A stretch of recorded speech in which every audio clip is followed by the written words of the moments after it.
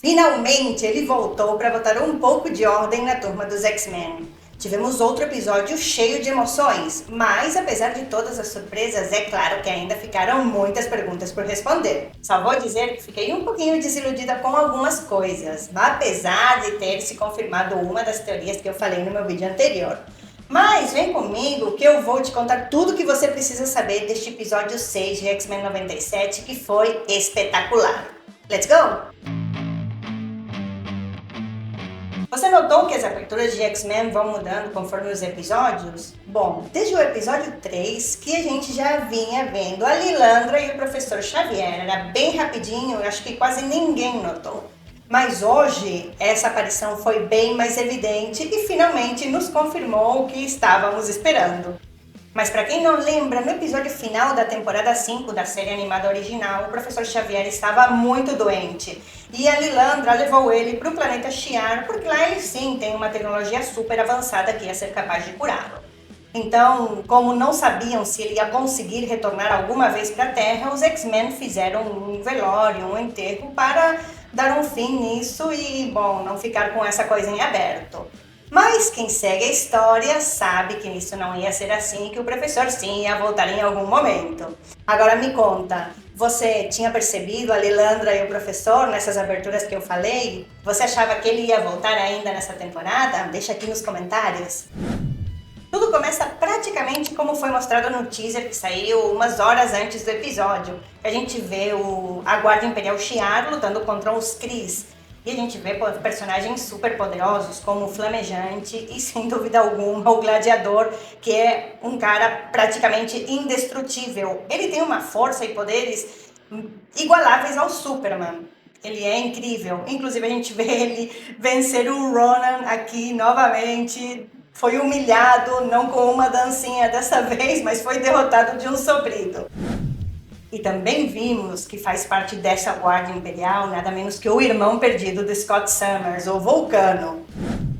Mas quem lidera tudo isso é a Rapina, que é irmã de Lilandra. E a gente já dá para ver que ela não tem boas intenções, porque ela estava atrás da Inteligência Suprema. E mais pra frente a gente vai ver que ela também está atrás do trono Shi'ar.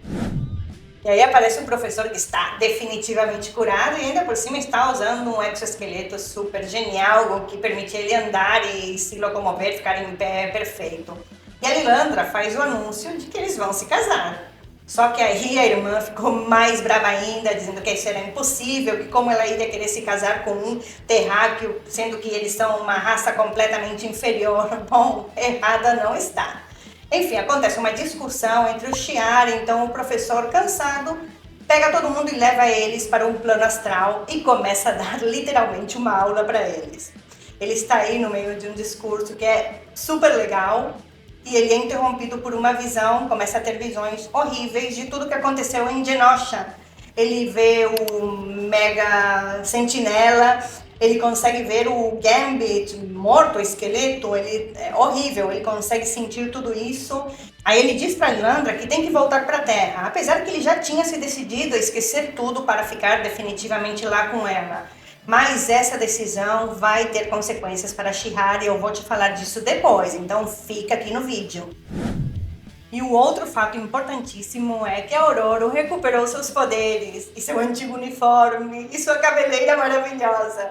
Retomando o que acontece no quarto episódio, está a Aurora enfrentando o adversário que está mexendo muito com a cabeça dela, está fazendo ela enfrentar os seus piores medos, lembrando que ela é claustrofóbica. E nesse entanto, o Forte está ferido porque o adversário mordeu ele, então é uma ferida mágica que não se cura com qualquer coisa. Mas aí o Forte consegue mesmo assim fazer um feitiço muito parecido ao de Doutor Estranho e envia momentaneamente o adversário para outro lugar. O Forte tem um livro bem parecido ao do Mago Supremo e ele explica para a Tempestade que nesse livro diz que tem um cacto que é a única cura para esse tipo de ferida. Então a Tempestade diz, pronto, me diz onde fica que eu vou buscar, só que o Forte diz, e tem razão, que se ela for sozinha não vai ter tempo de voltar porque ele já vai ter morrido. Então ele diz que vai ir com ela para juntos conseguir encontrar o cacto e ele ser curado lá mesmo naquele lugar. Quando chegam ao lugar onde estavam perto do quarto, a Tempestade precisa se enfrentar novamente a seu pior medo, que é a claustrofobia. E também aparece o adversário, que começa a pressionar ela mais ainda. E nesse momento ela percebe que tem que se aceitar como ela é, com e sem poderes. E nesse momento a mente da Tempestade se desbloqueia e ela recupera seus poderes. Sim, foi bem legal, mas na minha opinião não apenas esse desfecho, mas o relacionamento dela com o Ford e inclusive o desenvolvimento do personagem dele foram negligenciados, pois eu acredito que ele seja mais importante do que a gente pensa. Então aqui vai minha primeira desilusão. E sim, tivemos a revelação de quem foi o responsável pelo genocídio de Genosha. E foi exatamente o que eu falei numa das minhas teorias neste vídeo aqui. Foi nada menos que o Senhor Sinistro que obrigou o Bolivar Trask a usar o seu DNA para ativar o molde mestre. Por isso, e também segundo minha teoria, eu acho que o Gambit não está morto, mas está sendo curado, induzido de algum modo pelo Senhor Sinistro, coisa que eu já contei para vocês que aconteceu várias vezes. E para mim isso é exatamente o que o professor viu. Ele estava vendo as imagens da mente de Gambit, por isso que eu mais ainda acredito que ele está vivo. Mas mesmo assim, como eu já falei antes, eu acredito que tem alguém bem pior por trás de tudo isso, que tem um mandante muito mais poderoso. E sim, não acredito que perderam a chance de nos apresentar a Cassandra nova. Eu queria muito ter visto ela antes do filme de Deadpool e Wolverine. Queria ver você se inscrever no canal também se ainda não se inscreveu. Já aproveita e deixa o like que fica ali do lado. Mas voltando ao espaço, eu disse que a decisão de Xavier ia ter consequências por lá. E a minha teoria é que a Lilandra vai acabar perdendo o trono para sua irmã malvada Rapina. E que se respeitam alguma coisa dos quadrinhos, ela vai terminar se associando, trabalhando para o Apocalipse, que para mim é o chefe de Sinistro. Por isso que o Cable está enfrentando ele no futuro e está tentando mudar as coisas por aqui. E também acho que a gente ter visto com tanto detalhe a Guarda Imperial Shi'ar não é por acaso. E sobre o Ford, não podemos esquecer que ele trabalhou para o governo e que ele tem conhecimento de tecnologias muito avançadas. De fato, foi ele que criou aquela cura mutante. E quem sabe mais o que ele criou? Ele pode ter até criado sentinelas, talvez o plano, e foi o Bolivar Trask apenas que executou? Não sabemos. Com certeza, seu papel não vai ser apenas de par romântico da Tempestade. Ou, pelo menos na minha opinião, não deveria. Agora, o que você pensa? Será que o Sinistro é mesmo responsável pelo genocídio de Genosha ou que o Apocalipse está por trás de tudo isso? Você concorda comigo que o Gambit não está morto?